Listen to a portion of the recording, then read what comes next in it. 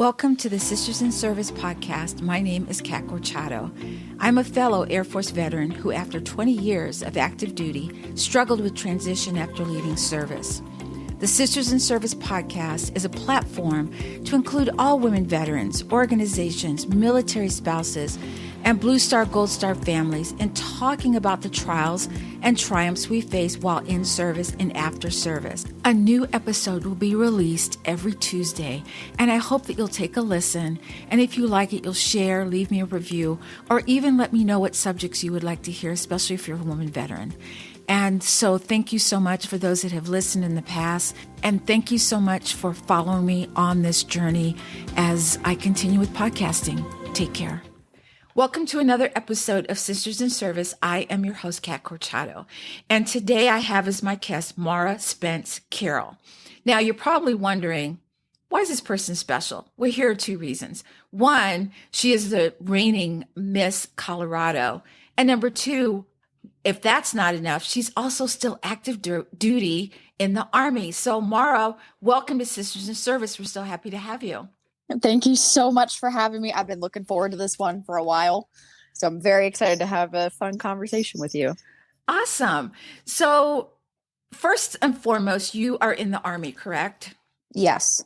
I'm stationed at Fort Carson. So I'm in the 4th Infantry Division. And I've been here for coming up on 3 years, but I am ETSing in a couple of months. Oh, do you know where you're going? I think I'm going to stay in Colorado because I want to finish school here. And right. I don't have anywhere else I want to live at this point in time. I'm thinking about going reserves as well, but I still have to decide whether I want to do that or not. Right. So I have a lot of decisions coming up, a lot of decisions I need to make fast. But I'm just very excited to step into, the next chapter of life, but still enjoy what I'm doing right now. Absolutely. I never was stationed in Colorado, but I did get to go to Colorado Springs to NORAD. Oh my gosh, yes. Oh my goodness. That looks like something out of a movie. But yeah. It was amazing. I was like, okay, if anything goes down, I'm going to knock on that big old door and say, please let me in. That's the plan for most of us. So this is I can actually tell a fun story then. So right before COVID happened in the spring of 2020, I'm an all-source intel analyst. So at the battalion level, I work in an S2 shop, the intelligence section. And NORAD has an agreement where they will take in analysts from 4ID and I think Peterson and Shriver Air Force Bases, now Space Force Bases as well, so that they can gain strategic experience. Because I work at the tactical level. And I applied for the program to have an internship there for 3 to 6 months. And I got accepted. And then my first day was the day that everything got shut down and they haven't opened the internship back up since COVID started. Oh, so I'm still a little salty about it, but I'll tell anybody I got into the internship. I just didn't get to actually do it. Well, my story about NORAD was I was a communications project manager and I was stationed at Offutt Air Force Base in Nebraska. And one of my programs was the backup communication system to NORAD. Oh, wow. Right? And I was like, okay, if NORAD goes down, then there's a problem. Houston, we have a problem. There are a lot of things that have to go wrong for NORAD, right? For That's Cheyenne what Mountain I said. to shut down.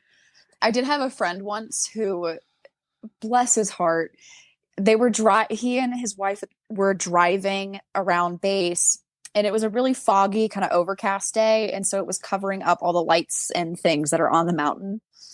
And he looks at it and he goes, "Oh my God, the lights are out at Cheyenne Mountain." And my friend goes, "What are you talking about?" And he goes, "The lights are out. Something's going to happen." And then she was wrong.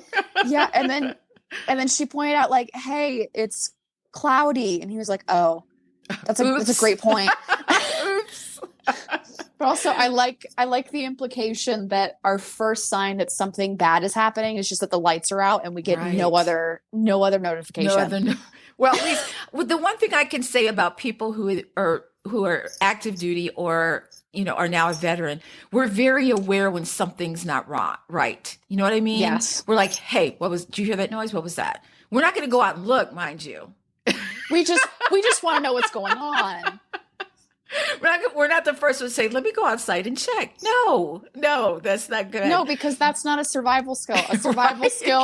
A survival skill is recognizing the noise and saying, okay, that's coming from the left side, so I'm going to go to the right. Absolutely. Absolutely. But I think it's kind of cool because my husband was an analyst in the Air Force. Oh, That's where I really? met. Yeah, he loved that job, loved it. It was one of the best jobs he said he'd had. So being in the Army, I always ask this question of anyone who is either a veteran or active duty. Did you pick the Army or did the Army pick you? I would say that I picked the Army. So I actually came from an Air Force family, kind of. Oh. My grandfather was in the Air Force. And I knew that I wanted to join the military because when I made the decision, it was kind of well, if I'm not going to do anything else with my life, I might as well do this. I think it'll help me. And then I found out all the benefits and it just made sense for me. Well, I don't like water. So that takes out 3 branches. And I grew up sailing. I was like, I'm good. I don't need that anymore. I want to do new things. Right. So that narrowed it down to the Air Force and the Army. And I'm not throwing any shade because I was not an in shape person, but I was like, maybe if I'm going to do it, I'm just going to really challenge myself. And I don't know why I thought that because I know the Air Force has way better quality of life. And I was like, I'm going to go Army and I'm going to prove to everyone that thinks that I can't do it, that I can do it. And that is correct. But I don't think 18-year-old me knew that joining the military in general was such an out of character at the time decision that no one would have seen me going into the Air Force and been like, well, because she didn't want to push herself in the Army. Like no one would have thought that. I know. I mean, the Air Force gets such shade, but it's all good. It's all good. But I also, it was me being a little bit rebellious. I mean, as rebellious as you can be. My mom was not thrilled at first with the choice. And she did try to convince me to go Navy or Air Force because she was like, their uniforms are just so much better. And I was like, girl. Oh, the Navy uniforms. I almost went in the Navy because of that. Almost. Yeah, because the Navy, they really are beautiful. But I had to explain to her that fashion wasn't really the first determining factor in choosing my branch. I talked to a recruiter and then I ghosted him for 2 months. On my 18th birthday, I was staying at a friend's house. I remember it so vividly. And it was a sleepover. She was asleep. I was still awake at like 3 a.m. having an existential crisis. Because I was sitting there and I was going, I don't have a job. I'm not in school. I have no idea what I'm going to do with my life. I have all these goals and all these plans, but I have no way to reach any of them. And I was at a point when I had no direction. Right. I was just kind of floating through and getting through every day. Yeah, I know what you mean. That's what happened to me. I was just kind of, mine was just, I'm just going to do 4 years. And then I did another 4 and then another 4. And I'm like, okay, I'm ready to get out. And I was like, oh crap, I'm at 20. Never mind. Yeah. So congratulations, you're retired. So Maura, what would you tell a young woman going into any of the services? What kind of advice would you give to her? I think it's very hard for women in particular to stand up for themselves, and especially in a system that seems to not want to listen to us. Right.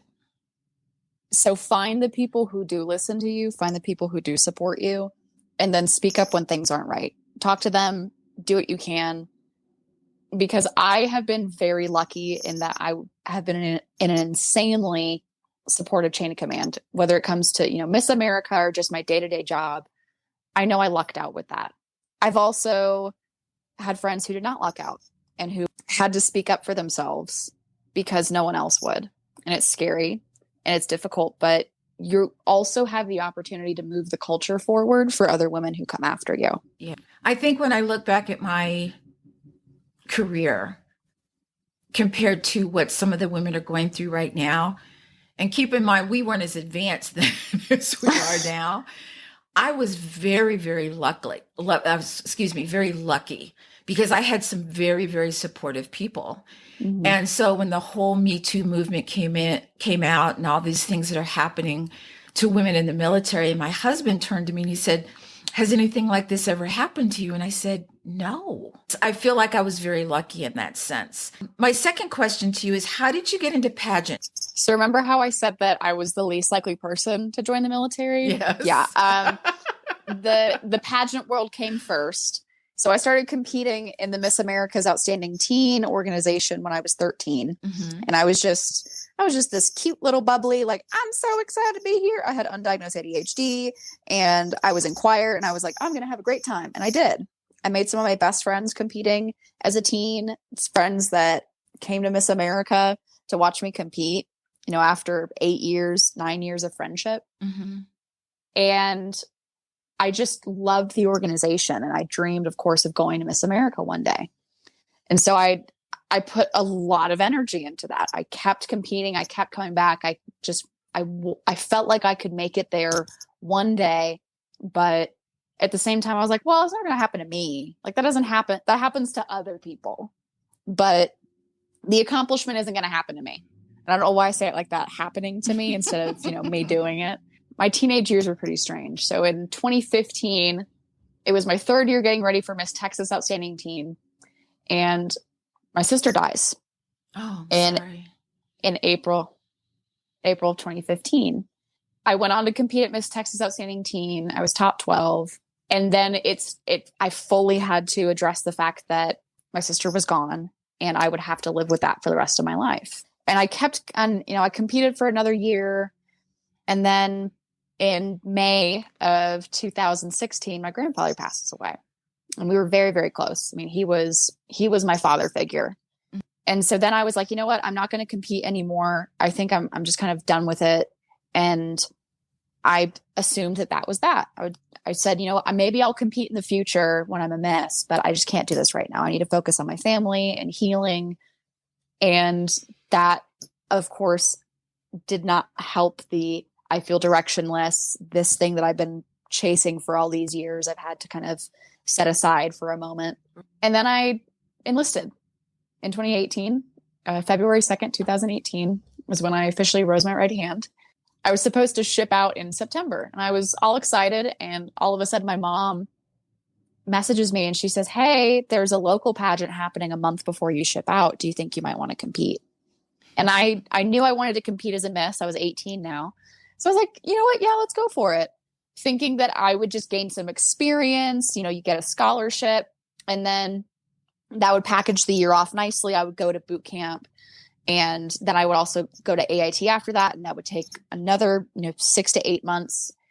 And then I would go to my duty station and figure it out from there. Unfortunately, I win.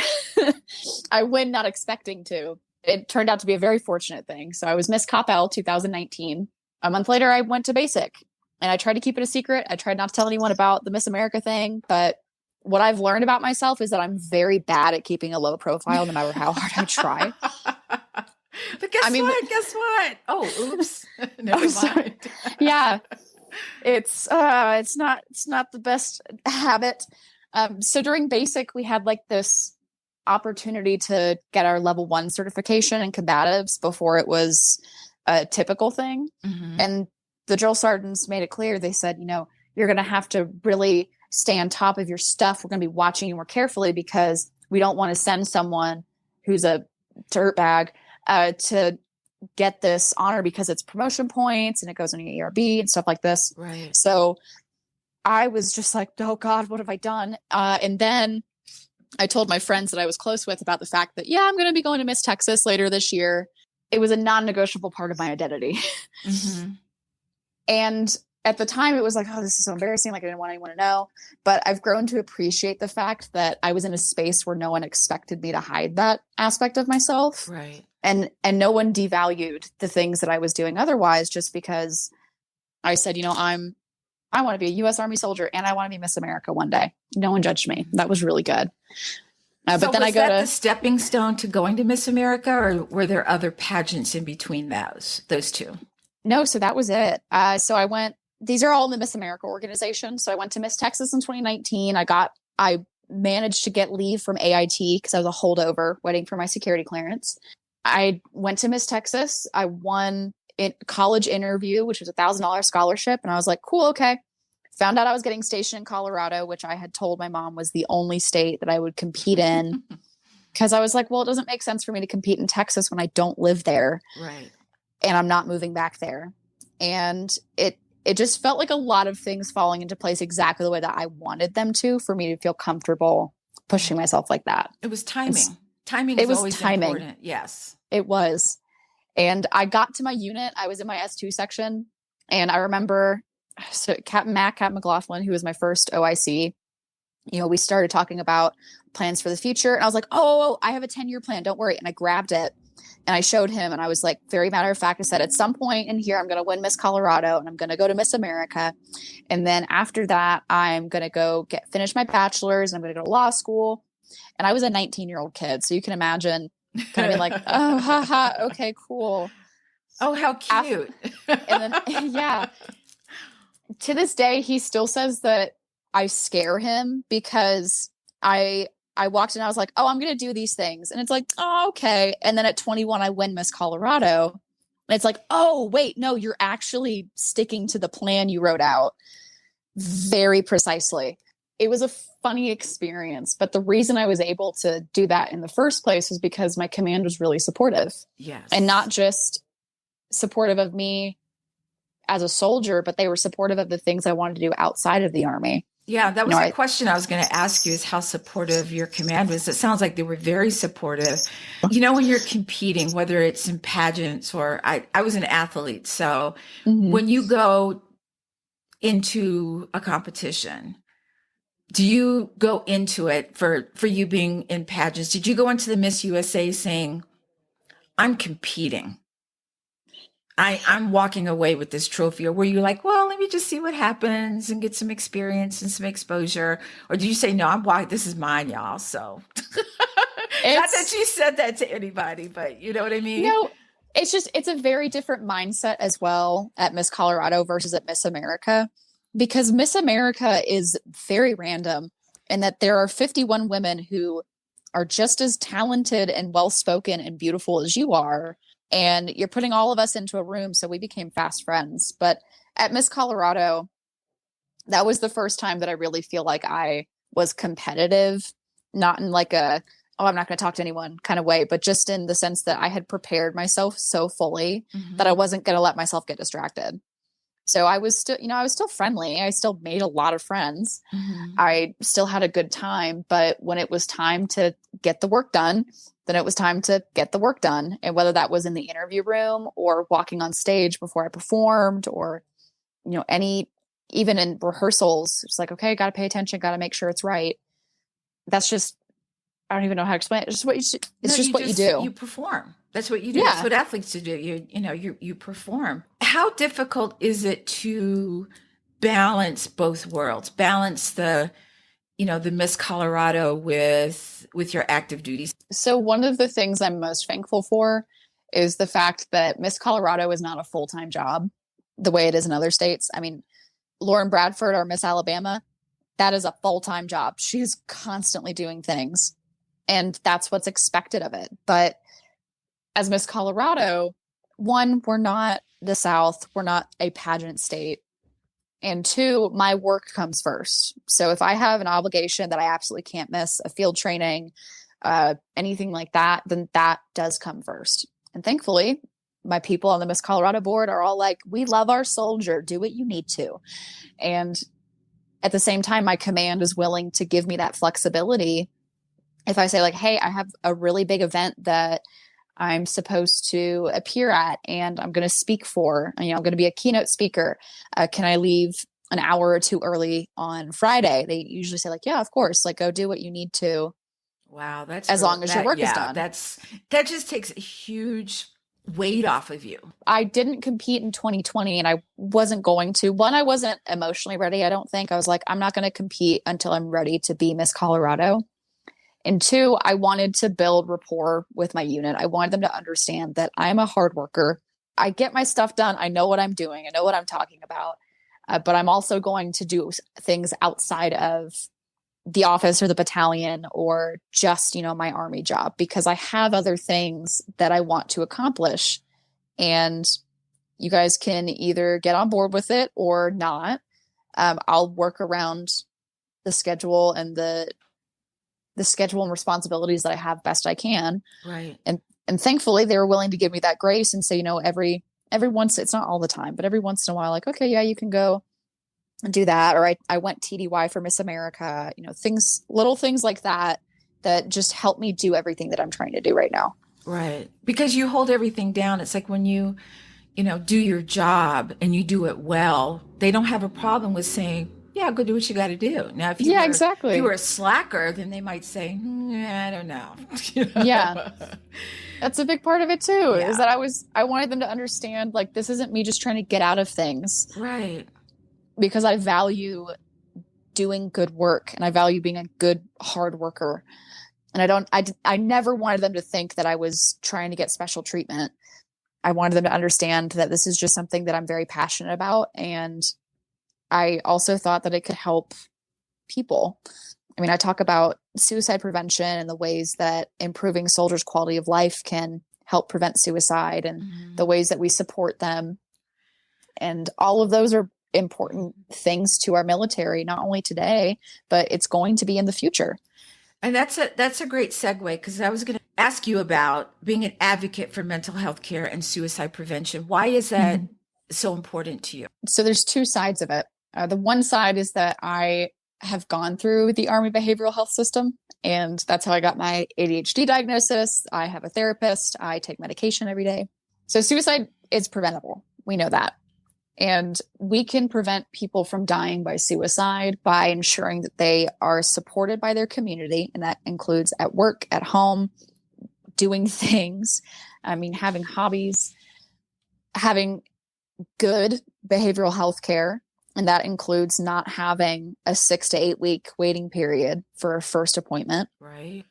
Let's start there. Let's start there. But to do that, then we have to have more providers. And to have more providers, we need a larger budget. And it's like there's a lot of aspects of it that people, I think, don't take into consideration. When I say, like, my goal is to prevent people from dying by suicide, they think that I'm just going to be like, please keep living, and that I don't have an actual plan or ideas or an understanding of how to make that happen. But the other aspect of it is that, like I said, I lost my sister and I lost my grandfather. Losing my grandfather was sad, but it wasn't heartbreaking because he lived a long, full life. Right. I mean, he had so many experiences, and my sister died very young, very suddenly. She was 5 years old.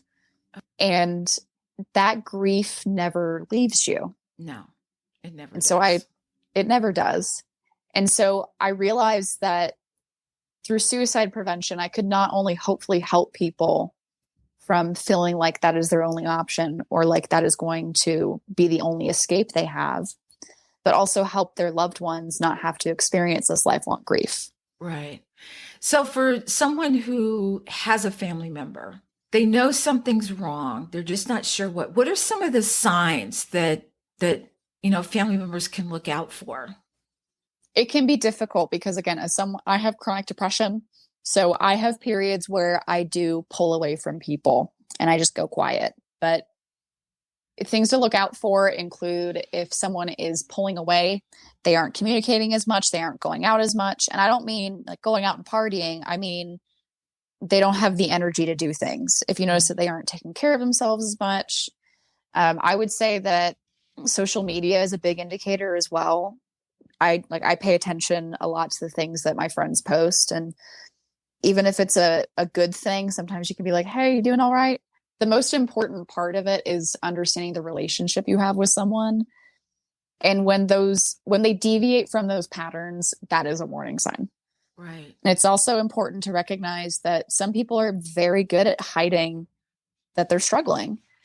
But if they feel the need to go home and drink a 6-pack of beer every night just to relax, that's not healthy. That's not healthy either. And then I see, again, as an advocate, I see so many, I'm in an infantry battalion. So I see these soldiers who also live in the barracks saying like, oh yeah, I'm just going to go and, grab a 30 rack and drink until 2 a.m. I'm like, it's a Tuesday, man. Right. And I'm not saying that to be like, you're down bad. I'm saying that to be like, hey, I think you need to talk to someone. But even then, it's so ingrained in our culture, especially in combat arms, to not talk about it, to not get help, because so many people don't realize that getting that help is not only preventative, but it's very brave, because it's showing that you want to make sure that you are okay before you put yourself into situations in the future, whether it be a deployment, a mission, whatever it is, that can exacerbate any problems that you're currently having. Well, there's also that stigma that if you have a security clearance, that it could possibly be held or pulled or whatever. And that's sad to me that people still think that way, because I would like to think that it's different now than it was back when I was in, because, people, and we saw people who had, I don't want to call them issues, but we knew something was wrong. We just didn't know what. But all of a sudden they would, go to another duty station, they would PCS, and you would never see them. And so I don't know if that's how they just worked it that way back then, are they, I would love to think that they're actually working the problem. You know what I mean? That they're saying, okay, let's see how we can help this person. So when you're out and about, you're not in uniform, you're not doing your Miss Colorado duties. What do you do for you? How do you take care of yourself? I love going to Trader Joe's. I don't know if that counts as a hobby, but I will count it as a hobby. I'm also a big fan of, this is going to sound really cheesy, but again, I call it shaking the brain out. So when I have a day where it's like I'm just off, and those happen because, again, chronic depression, I'm sometimes just going to have periods where I'm struggling, and I'll just go for a really long drive in the mountains. Just helps me think, helps me look at everything around me and realize, like, okay, we're going to be fine. We're going to be okay. We don't have to do anything.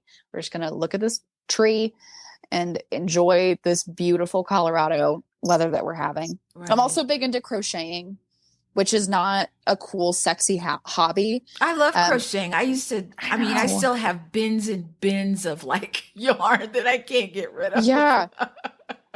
Well, that I don't want to get rid of. During quarantine, I went really hard in the paint, and I was like, I'm going to be a crocheter. And I kept like half finishing hats and pot holders, and then not actually ever finishing anything.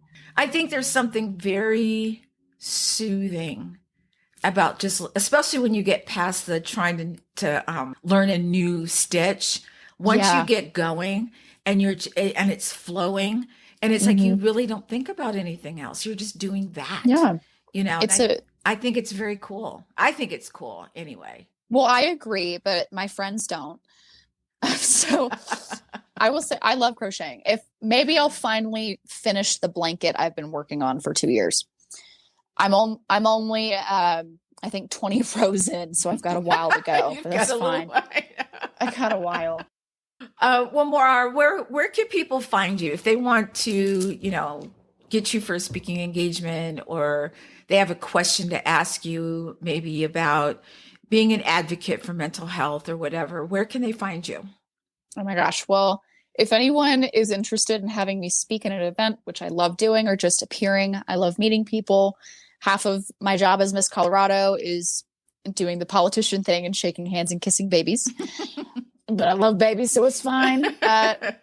So you can email me at misscolorado@misscolorado.com. And then you can also follow me on Instagram at Miss MISS America, spelled the normal way, CO. But Maura, it's been such a pleasure having you. I'm so glad you said yes to this invitation. And, it's always interesting. The one thing I love about this is meeting people. But with COVID, that's been really hard to do.